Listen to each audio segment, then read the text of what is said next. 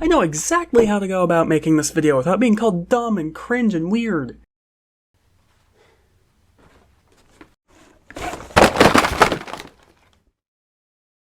Yeah, I'm dumb, cringe, and weird. So I do this weird thing called buying stuff themed after other stuff that I've bought and enjoyed. Especially so for Sonic. Okay, fine, yes. Also very much for the show that's basically a toy commercial, so just warning you now, most of what I'm talking about here is gonna be Sonic and My Little Pony. And also some other stuff too.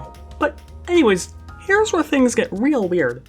I save not just the merch, well obviously I save the merch, but I save not just the merch, but the boxes and packaging and stuff. Why? I don't know, it's just cool to me. Anyways, if you'll excuse me now, I'm gonna try and stretch this 1 minute long conversation topic into at least a 5-minute something video. Alright, now let's start with the negative, because I'm a primarily Sonic focused YouTuber, and while this video isn't exclusively about Sonic, I need to continue to make people believe that Sonic tubers are the most negative people in existence, since that's what people are expecting. Now, I actually don't have any examples for this outside of this one TF2 Spy figure, but look at this packaging for the Spy figure. It's all nice and it fits the figure perfectly. It's got a little extra decorative lore-themed stuff, which I love. That wasn't English. But wait, this merch came packaged with a bonus code inside the box. Do you see the problem here? The packaging is so nice. This figure is one of those figures that you don't have to take out of the box to make it look all nice, and now you have to carefully cut it open and get the stupid goddamn code on the inside. I don't want the box getting ruined at all. Thankfully, though, I got it cut pretty nicely and it's not even noticeable. Okay, well, maybe I'm not quite the one who got cut open so nicely. Maybe I got some help with that.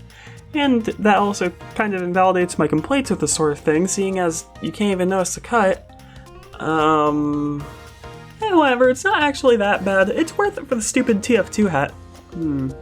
Oh, I know exactly how to make this negative rather than making this about something that I genuinely enjoy and am interested in. Making fun of the art on the box! Why is this? Why does she look like this? Okay, for those who don't understand, Trixie in My Little Pony usually looks like this, right? You wanna know what version of Trixie from the actual show they reused for this box art? Take a guess. Okay, so if you guessed anything at all, you're wrong, actually. Because this is from nowhere! This art comes from nothing? No, literally, I've watched through all of this freaking show, and there's not one time where Trixie looks like this, especially not from before 2013! Would it not have been easier to just pull some art from the actual show? Rather than making something new-ish? Even if it is just an edit of some base pony design? Like, come on, literally toys of characters not from the show are just freaking recolors of Twilight or Rarity on the box art. Why not put in the effort of making unique art for those, rather than making unique art for a character that is from the show, and already has their own unique art made for them? Like, literally, I've reverse image searched this and every... Wait, is this a DeviantArt link? Oh no, did they steal fan art for this? Oh boy, time to rip into Hasbro for this one! Oh, it's a vector remake of the toy box art. Okay, so where the frick did this come from? Did Hasbro make it? Why? This isn't that bad though, it is kind of interesting. Wait a sec, I have an actually valid criticism. Unlike those last two where I was negative because, wait, why was I?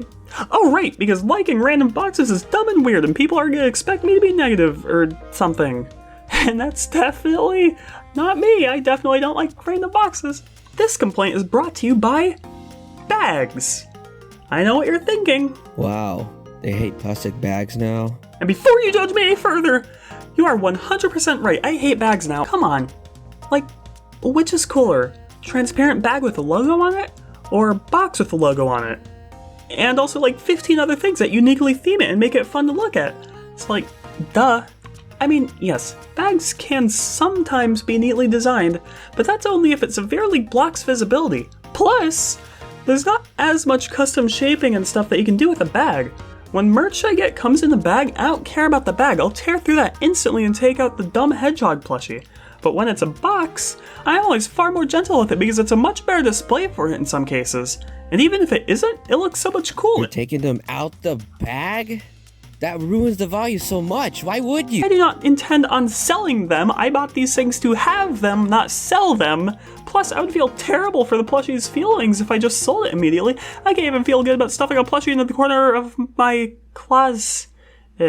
Oh god, you probably all think I'm dumb, cringe, and weird now. Can you get out of my monitor now?